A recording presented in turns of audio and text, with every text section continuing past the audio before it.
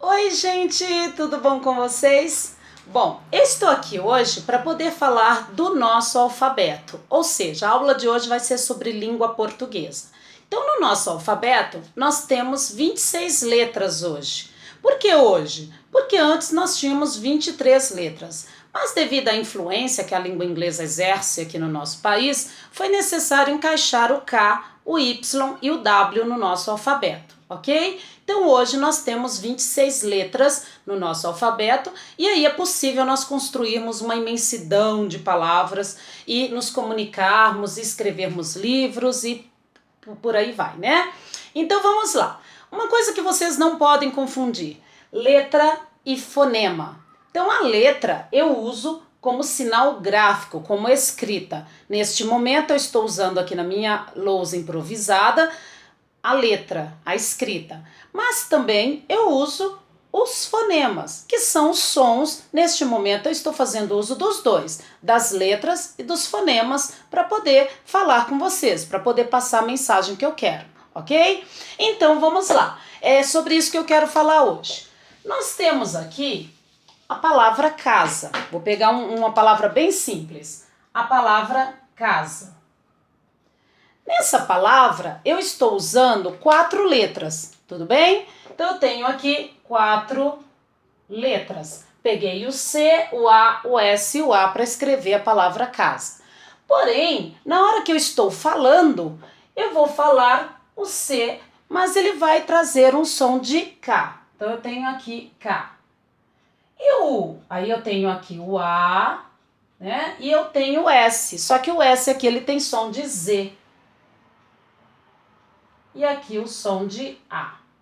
Então, quando eu expresso isso aqui para vocês, eu estou transcrevendo o que eu estou falando para a lousa. Então, nesta situação, estou usando aqui o fonema. Então, aqui é o jeito que eu falo, aqui é o jeito que eu escrevo. Então, eu escrevo casa com S, mas na verdade, na hora de pronunciar, esse C vai ganhar o som de K e o S vai ganhar o som de Z. Por isso é muito comum vocês virem pessoas escrevendo casa com Z, ok? Porque essa confusão entre a escrita e a fala.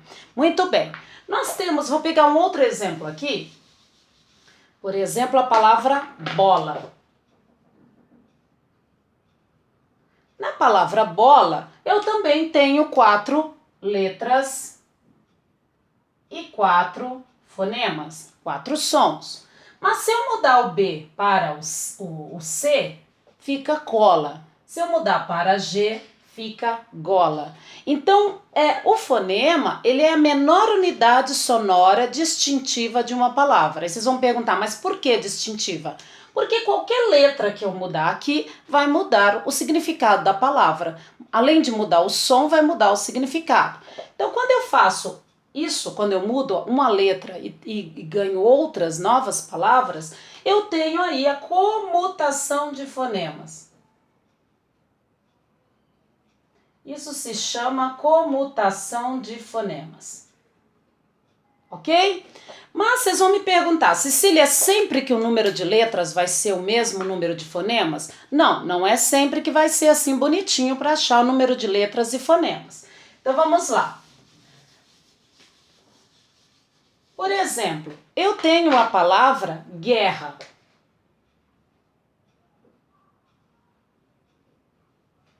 Na palavra guerra, eu tenho GU, que ele tem um som só. Eu não falo guerra, eu falo guerra.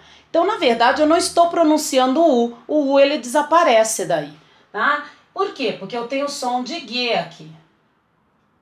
Tudo bem? Então, eu vou ter o som de G, aqui o som de E, o RR, que é o som de R, que eu vou pôr em maiúsculo, e o som de A.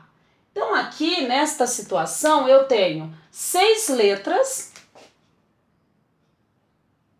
e eu tenho 4 fonemas, 4 sons. E aí, como é que eu chamo isso na língua portuguesa, né? Isso aqui é aquele famoso dígrafo que os professores ensinam lá na 5ª, 6ª série. Então, aqui eu tenho dígrafo consonantal. o dígrafo consonantal, porque eu estou pegando aqui duas letras e transformando num som só, como nesse caso aqui, o RR, que tem um som só. Utilizei duas letras com som só, ok? Então eu tenho aqui 6 letras e 4 fonemas, tudo bem? Então deu um número diferente, mas eu também posso ter o contrário. Por exemplo, eu posso pegar a palavra táxi. Na palavra táxi eu tenho 4 letras, mas na hora de achar o som das letras, eu tenho aqui T, A, o X, que é KS, ele vai ganhar 2 sons, o K e o S, e aí eu tenho o I. Então na hora que eu leio táxi. Então nesta situação eu tenho 5 fonemas. 5 fonemas, 5 sons. Então aqui 4 letras, 5 fonemas, porque o X aqui ele não tem som de X, ele tem som de KS, ok? Mas também, nós temos aqui outros dígrafos vocálicos. Então nós não temos só o G como dígrafos vocálicos. Nós temos também, por exemplo, na palavra lenha, lenha. Nós temos também, por exemplo, a palavra telha. Então veja, na palavra lenha, eu tenho aqui o NH que tem um som só. Então eu vou ter 5 letras e 4 fonemas, porque o NH tem som de nhê, que é esse som aqui que eu vou representar para vocês, que é o som de nhê.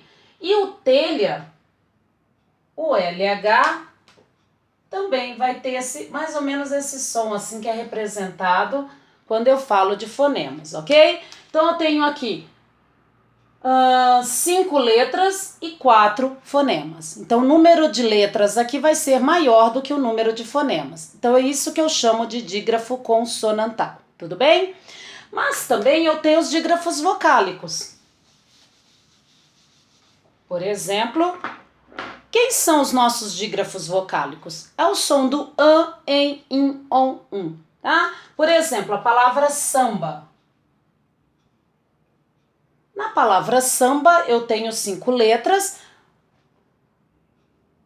mas na hora de falar a palavra samba, esse AM é um som só. Então sai samba, eu vou representar assim, ó.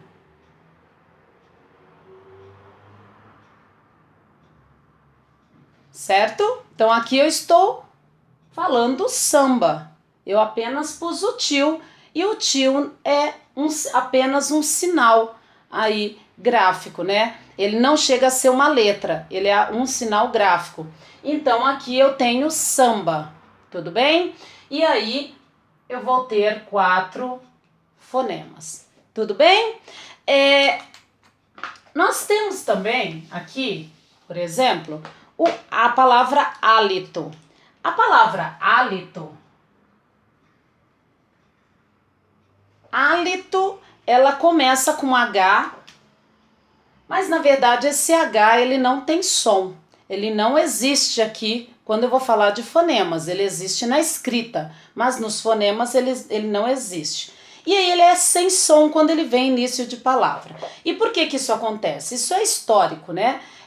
Vem da origem latina, ele vem do latim, e por isso, porque lá no latim eu falava, né? No latim a língua portuguesa tratava como halitum,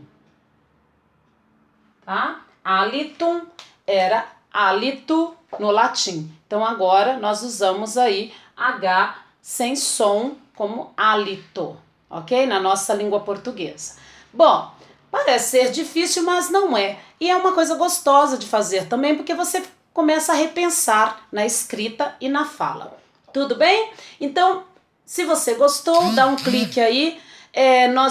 Vou trazer outros vídeos explicando melhor isso para vocês. E eu, no próximo vídeo, falarei de hiato, ditongo e tritongo, que tem tudo a ver com esse assunto aqui. Tá bom? Um grande beijo para vocês e até o próximo.